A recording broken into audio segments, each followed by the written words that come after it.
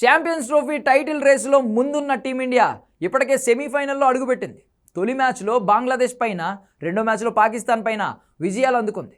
ఇప్పుడు group stage చివరి మ్యాచ్లో న్యూజిలాండ్తో తలపడబోతోంది. ఆదివారం దుబాయ్ వేదికగా ఈ మ్యాచ్ జరగనుండగా ఫామ్ ప్రకారం చూస్తే టీమిండియానే ఫేవరెట్.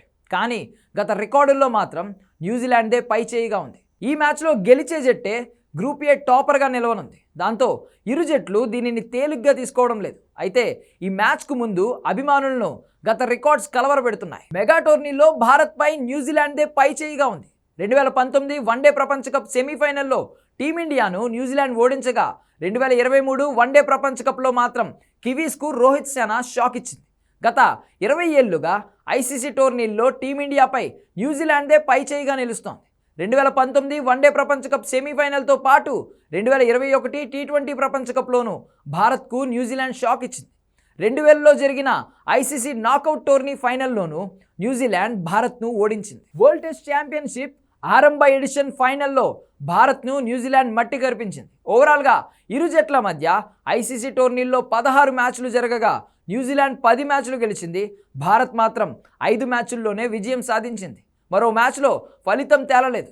వన్డే ప్రపంచ కప్లో 11 సార్లు, టీ20 ప్రపంచ కప్పుల్లో 3 సార్లు, ఛాంపియన్స్ ట్రోఫీ, ఐసీసీ ఛాంపియన్స్ ట్రోఫీలో ఒక్కసారి భారత్ న్యూజిలాండ్ తలపడ్డాయి. 2007 టీ20 ప్రపంచ కప్లో భారత్ విజేతగా నిలిచిన లీగ్ దశలో న్యూజిలాండ్ చేతిలో ఓటమి పాలైంది. 2016 టీ20 ప్రపంచ కప్లో సూపర్ 10 మ్యాచ్, 2021 టీ20 ప్రపంచ కప్ గ్రూప్ దశలో భారత్పై న్యూజిలాండ్ విజయం సాధించింది. ముఖ్యంగా 2019 ప్రపంచ కప్ సెమీస్లో కివీస్ చేతిలో పరాజయాన్ని ఫ్యాన్స్ ఎప్పటికీ మరిచిపోలేరు. దాదాపుగా గెలిచే మ్యాచ్ను భారత్ నుంచి లాగేసుకుంది న్యూజిలాండ్. అయితే దీనికి 2023 వరల్డ్ కప్లో మళ్ళీ టీమిండియా రివెంజ్ తీర్చుకుంది. కివీస్ ఇటీవల కాలంలో వన్డేల్లో నిలకడగా రాణిస్తోంది.